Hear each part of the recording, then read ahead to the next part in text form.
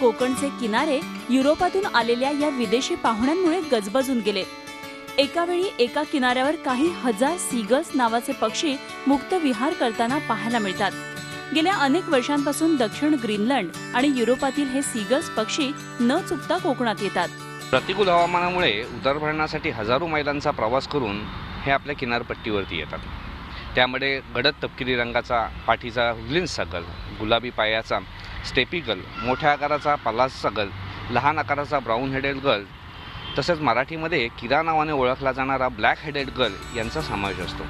खरंच सीगल्स पक्ष्यांचा थवा उतरतो। सकाळी लवकर समुद्र किनारी दिसणारे हे पाहुणे दुपारच्या वेळी एकाच वेळी थव्यानं उडत खोल समुद्रात जातात आणि पाण्यावर विहार करत आपलं भक्ष्य शोधतात।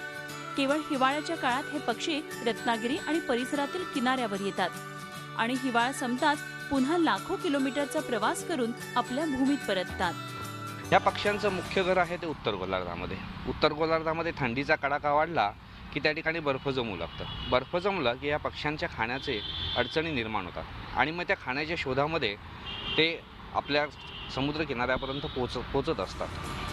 कोकणच्या किनाऱ्यांवर सध्या मानवी पर्यटकांची गर्दी नाहीये, मात्र हजारोंच्या संख्येनं आलेले हे सीगल्स पुढील काही काळ कोकणचा पाहुणचार घेतील। दरम्यान किनाऱ्यांजवळ प्रदूषण करणाऱ्या प्रोजेक्टचा विळखा वाढतोय। त्यात दूषित रसायनयुक्त पाण्यामुळे इथल्या जैवविविधतेला सध्या धोका निर्माण झालाय।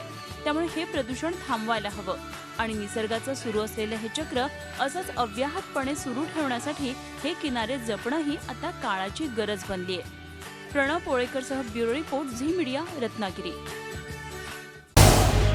झी 24 तास रहा एक पाऊल पुढे।